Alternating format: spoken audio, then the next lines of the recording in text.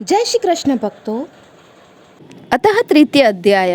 हे नारद जी, जो कुछ कृष्ण ने राजा युधिष्ठिर से कहा वही तुमसे कहता हूँ।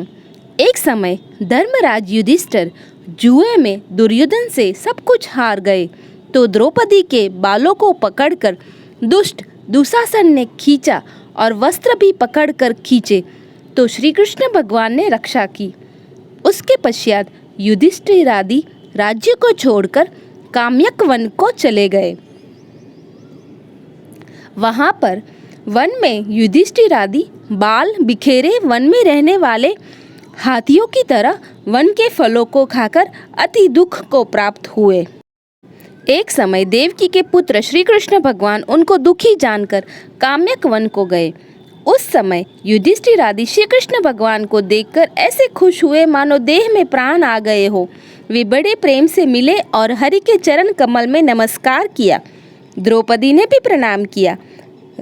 राजा युधिष्ठिर को दुखी देखकर और ऐसे में ही द्रौपदी को भी दुखी देखकर श्री कृष्ण भगवान भी अत्यंत दुखी हुए।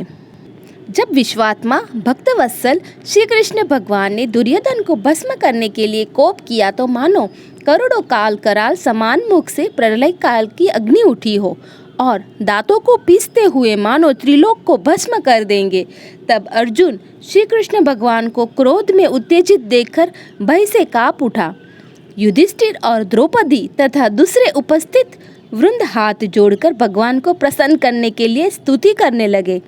अर्जुन कहने लगे, हे कृष्ण, हे जगन्नाथ, हे नाथ, मैं जगत के बाहर नहीं हूँ, फिर आप मेरी रक्षा क्यों नहीं करते? आप तो सारे जगत की रक्षा करने वाले हो।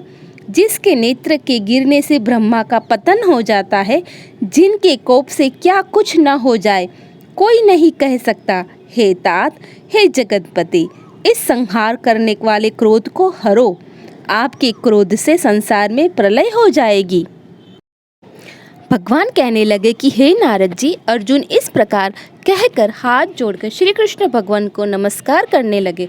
तब श्री कृष्ण भगवान अर्जुन के इस प्रकार के स्तुति भरे वचन सुनकर शीतल हो गए। फिर प्रेम से आकुल व्याकुल होकर युधिष्ठिर आदि श्री भगवान को बारंबार नमस्कार करने लगे। श्री नारायण कहने लगे कि हे नारद जी, इस प्रकार प्रेम से मग्न हो सिर झुकाकर हाथ जोड़ बारंबार भगवान कृष्ण को नमस्कार कर अर्जुन ने भगवान कृष्ण से जो प्रश्न किया वह मैं तुमसे कहता हूँ। हरि भगवान सब सुनकर पांडवों के हितकारक वचन कहने लगे।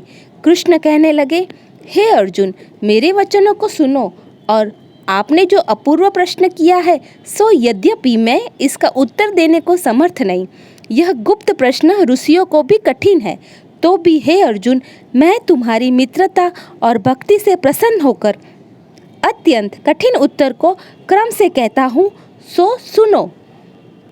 हे अर्जुन, कोई समय में संयोगवश अधिक मास आया, उसको सब असहाय निंदक अपूज्य मलमास और रवि की संक्रांति से वर्जित ऐसे कहने लगे। मल मत मास होने से स्पर्श करने योग्य नहीं है, सब कर्मों में निंदित है।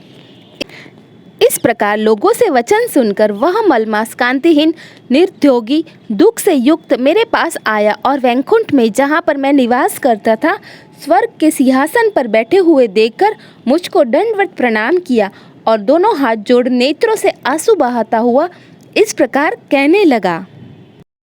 इति श्री बृहन्नारद्य पुराणे पुरुषोत्तम मासे अधिक मासे वैकुंठ पर्दापण नाम द्वितीय अध्याय समाप्त।